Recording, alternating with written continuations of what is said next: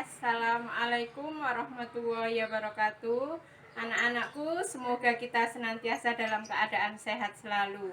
Marilah pembelajaran biologi hari ini kita awali dengan bacaan Bismillahirrahmanirrahim. Metabolisme adalah reaksi-reaksi kimia untuk mengubah zat-zat yang menghasilkan energi maupun memerlukan energi yang terjadi di dalam sel tubuh. Terbagi menjadi dua. Satu, anabolisme adalah reaksi menyusun senyawa sederhana menjadi senyawa yang lebih kompleks dan memerlukan energi. 2. Katabolisme adalah reaksi penguraian senyawa-senyawa kompleks menjadi senyawa-senyawa yang lebih sederhana dan menghasilkan energi.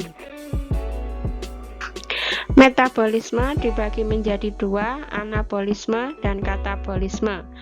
Anabolisme memerlukan energi, terdiri atas fotosintesis dan kemosintesis. Katabolisme melepaskan energi, contohnya peristiwa respirasi.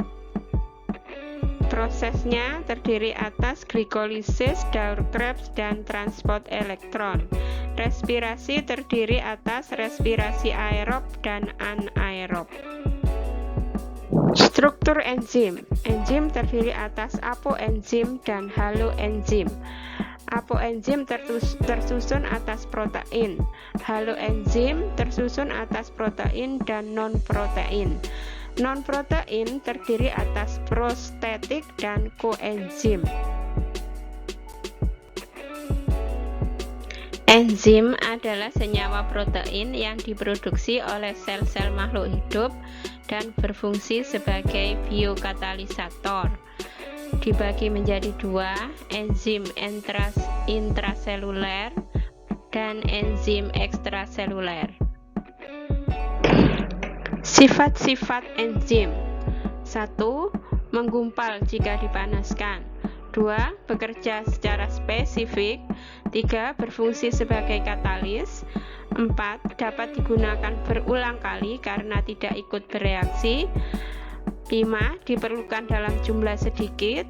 6. Umumnya bekerja bolak-balik atau dua arah. Teori kerja enzim. 1. Teori gembok dan anak kunci. Enzim memiliki bentuk sisi aktif yang sangat spesifik dan hanya berikatan pada substrat tertentu. 2. Teori kecocokan induksi. Enzim memiliki bentuk sisi aktif yang fleksibel dan akan termodifikasi menyesuaikan bentuk substrat. Penghambat kerja enzim atau inhibitor ada dua macam. 1. Inhibitor irreversibel, berikatan dengan sisi aktif enzim secara kuat sehingga enzim menjadi tidak aktif dan tidak dapat kembali seperti semula. 2. Inhibitor reversibel, berikatan dengan sisi aktif enzim secara lemah sehingga enzim dapat kembali seperti semula. Faktor yang mempengaruhi kerja enzim. 1.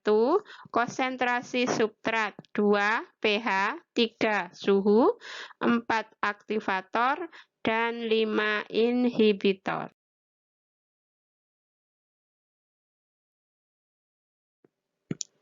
Anabolisme.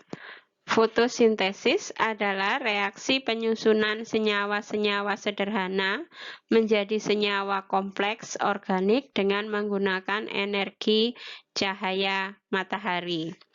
Kloroplas sebagai tempat fotosintesis. Tahapan reaksi fotosintesis ada dua, yaitu reaksi terang dan reaksi gelap. Perbedaan reaksi terang dan reaksi gelap. Reaksi terang tempat grana memerlukan H2O, ADP, dan cahaya matahari, menghasilkan NADPH, ATP, dan O2.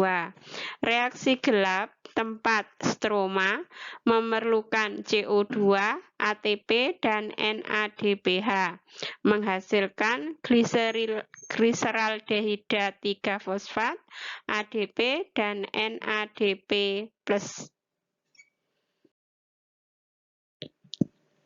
Katabolisme karbohidrat. Respirasi ada dua, respirasi aerob dan anaerob. Katabolisme lemak dan protein. Katabolisme lemak, satu molekul menghasilkan 46 ATP. Hasilnya berupa gliserol dan asam lemak. Katabolisme protein, satu molekul menghasilkan 38 ATP, menghasilkan asam amino. Pembelajaran hari ini sudah selesai. Semoga bermanfaat. Mari kita akhiri dengan bacaan Alhamdulillahirobbilalamin. Assalamualaikum warahmatullahi wabarakatuh.